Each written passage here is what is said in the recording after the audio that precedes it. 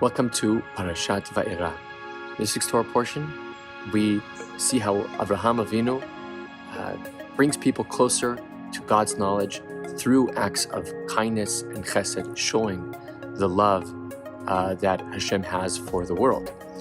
And Abraham is on the third day after his circumcision, a day where it's very painful and hurting, and God tries to discourage him from having any guests over by making it a very hot day. But instead, Abraham desperately stands at the opening of his tent, waiting for someone to stop by. And Hashem sends 3 angels, look like just passerbys, like people. And Abraham goes and runs towards them, and with so much effort, creates a lavish meal for them.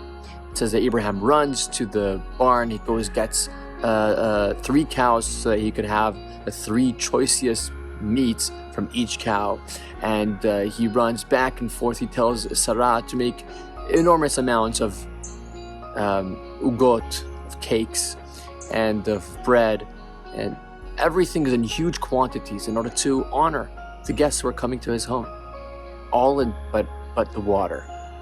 When it comes to the water, it says yukachna me'at mayim. You should take a bit of water. Why is this? What's the difference with the water?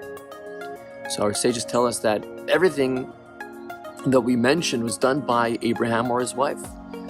Goes to the cattle, and to select the cattle, and to slaughter it, and to prepare it, and for Sarah to make the bread and the dough. They were doing it as a team together. The water was always carried by someone else. And because the water was carried by someone else, Abraham was sensitive. I'm going to do chesed, I'm going to do kindness to other people, but on my servants' expense. Let them take a bit of water so it's not too hard for them. I'm not going to ask them to bring huge quantities. There's a story that they say about Rabbi Israel Salanter, the father of the Musar movement in Europe, that one time one of his students invited him for a Shabbat meal. He said, come to me for a Shabbat dinner. It would be an uplifting experience to have the rabbi with us.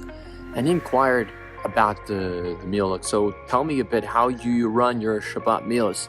He says, well, listen, we have, of course, the great delicacies, and we sing a lot of Zmirot of Shabbat, and we also, between each course, we have a lengthy discussion about the Torah portion, and our meal goes on until late at night.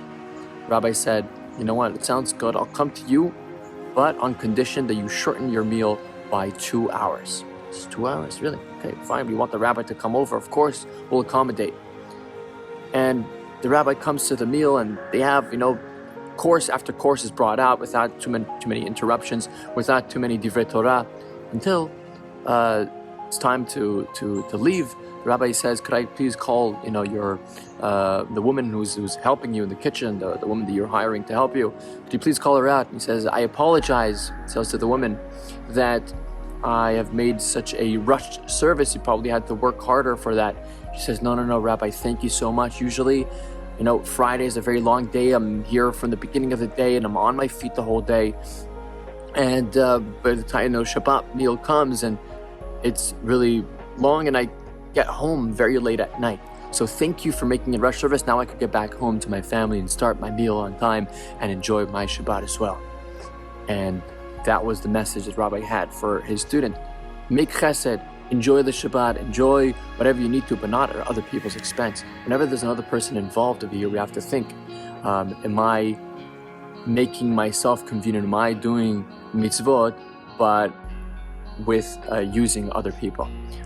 So we should remember always to do kindness with others, but also to make sure that kindness is a true kindness, not something that came from any other people who were harmed by the process of our kindness.